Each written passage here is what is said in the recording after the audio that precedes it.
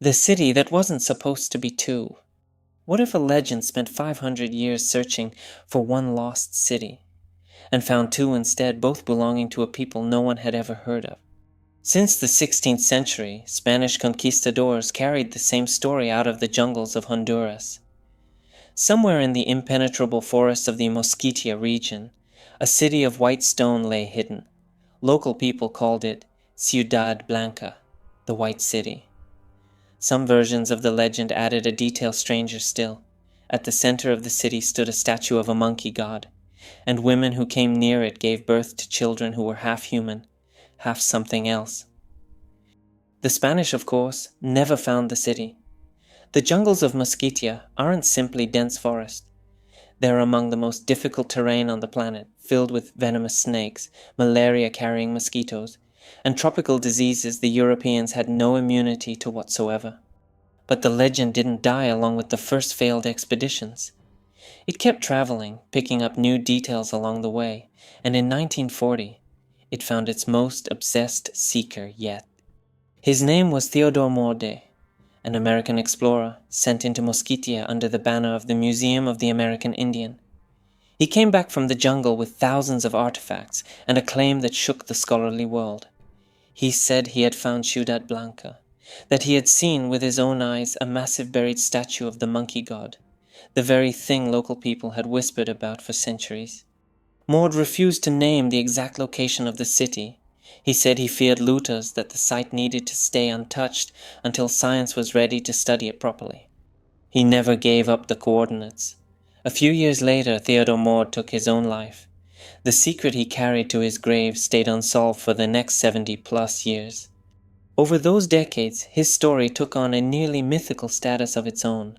Some researchers believe Morde had genuinely found something real and deliberately hid the coordinates, fearing that discovery would destroy the site itself.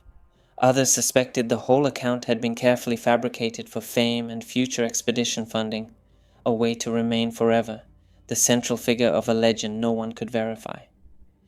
The truth is now impossible to know.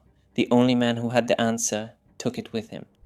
Dozens of expeditions set out into Mosquitia throughout the 20th century. Almost all of them came back empty-handed. Some never came back at all.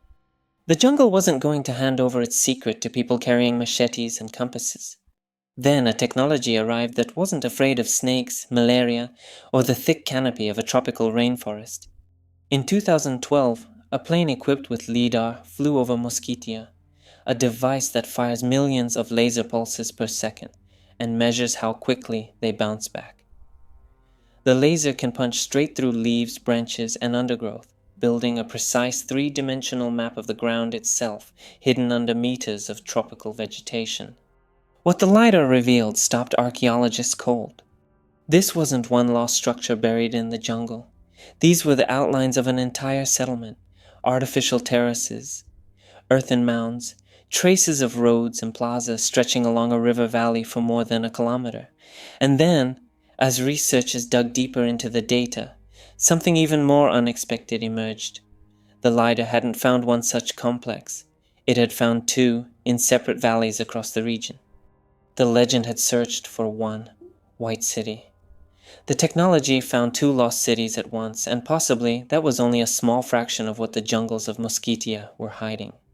In February of 2015, a real scientific expedition set foot on the ground for the first time in decades.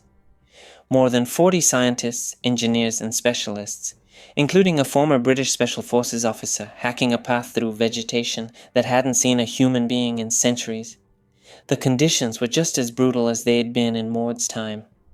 Venomous snakes remained a genuine daily threat, and the only way in or out of the site was by helicopter, because no roads to the location existed then and none exist now. What they found on the ground confirmed the LIDAR data and added details no scan from the air could ever capture. Stone platforms, earthen pyramids so thoroughly overgrown with jungle that they were easy to mistake for natural hills, and a cache of more than 50 artifacts left right on the surface of the ground, stone vessels, throwing weapons, and one object that immediately caught the entire team's attention, a carved stone seat depicting a creature that was half human, half jaguar. Not a monkey, a jaguar. The legend had spoken of a monkey god for centuries. The ground handed back an entirely different creature. Maybe the myth distorted the details over centuries of retelling. Maybe different groups living in these two cities worshipped different animal spirits.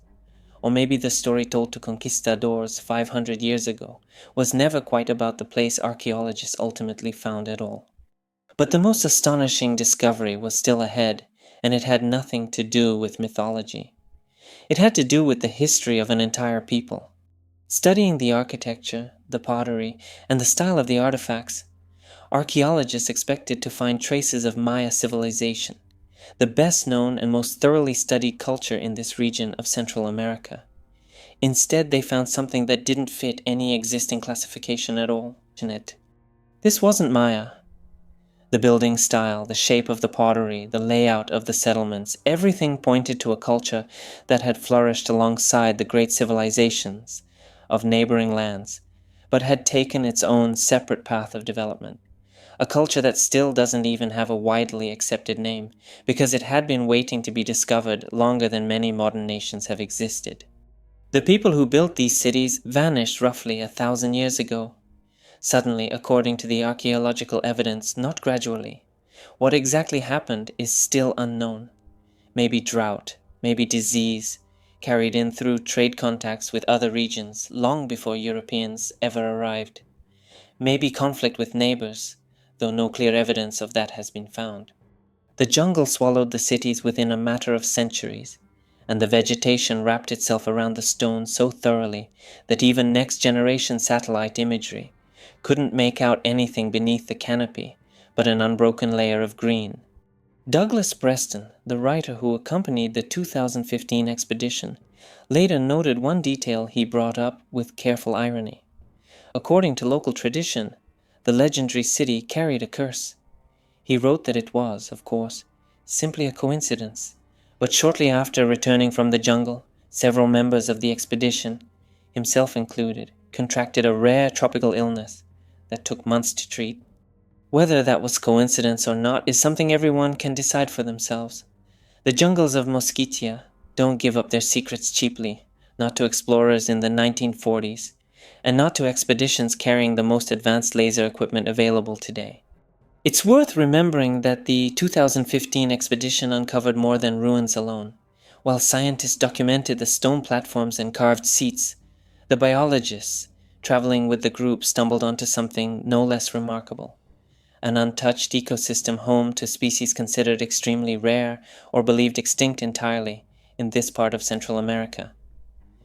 The valley hiding the abandoned city had stayed so isolated from human contact for so many decades that it had become an accidental sanctuary, the jungle protecting not only the stones of an ancient culture, but living creatures that no longer had anywhere else to go.